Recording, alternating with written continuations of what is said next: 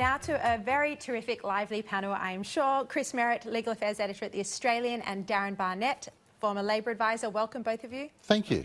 And in Melbourne, Evan Mulholland. How are you going, Evan?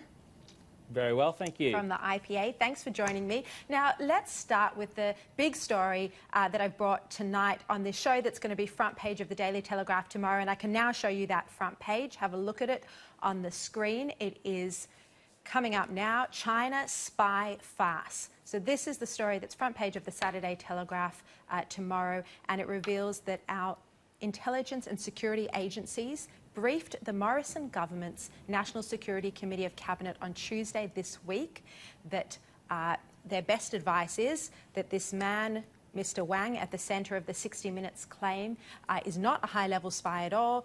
They believe he was a very low-level operative if he was a spy at all. He did not operate in Australia, and he has no value, no real value that he could offer to Australian intelligence agencies, and is not of any interest to us. That was the information given to the Morrison government's National Security Committee of Cabinet on Tuesday in Canberra. While obviously I'm not privy to ASIO's full advice, unfortunately, my understanding is that there were concerns and doubts raised owing to his age, very young, which raised alarm bells. Also the fact that he had no detail around the information he was providing, and the fact that most, if not all of it, was in the public domain. Now, Chris Merritt, let me start with you on this. Oh, and the other part of the story, of course, is that it is believed that he was doing this to get residency and asylum in Australia, which he will probably end up getting now, Chris, because the government, in all good conscience, can't send him back to China or anywhere that has an extradition treaty with China, knowing that his life would be in danger. It's very, you could view this as a very cynical move. It does explain, if you like, why Andrew Hastie was so cautious about the way he handled this, referred it straight off to the authorities, straight off to ASIO. It would have been tempting for someone a little less experienced to make a bit of hay out of this. Had he done so, he would have been in a terrible pickle right now. But the alarm bells went off, and that's a good thing. Well, he did, you know, Darrin, Andrew Hastie didn't wait for the outcome of ASIO's investigation, however, before he went on 60 Minutes. And, you know, he did make a hay of it, to use Chris Merritt's language, because, you know, he only referred the matter to ASIO on October 8. That interview with 60 Minutes aired last Sunday night, so it was barely a month and a half. It's barely giving ASIO a chance to do their job before he went on air, and I've already played that grab tonight where Andrew Hastie said that he thinks the government should give this guy protection. I think in many ways the government's probably almost obliged to give protection now, given the considerable coverage the case has had. If you were in Andrew Hastie's position, you probably would have done a similar thing to what he did.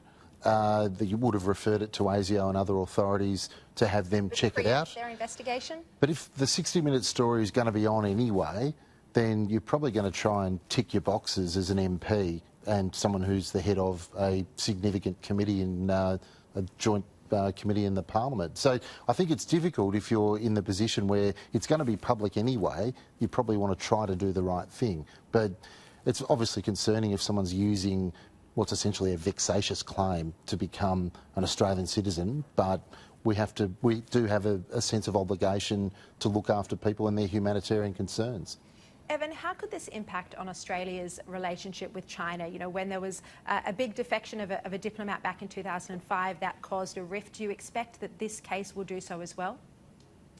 I think it will certainly cause a rift. You'll often see from the embassies and the foreign agencies very strong language and alike, especially in their national media and their academia. But yeah, Andrew Hastie's done the right thing here, and good on Andrew Hastie and people like James Paterson as well for standing up for Australian values in the face of an increasingly authoritarian regime that has a deeper and deeper interest in Australia and its political activities. Let's not forget, under Malcolm Turnbull and Julie Bishop, we very nearly had an extradition treaty with China, and we're not for James Paterson, Andrew Hastie, Corey Bernardi and Tim Wilson and alike, causing a revolt. We certainly could have had one.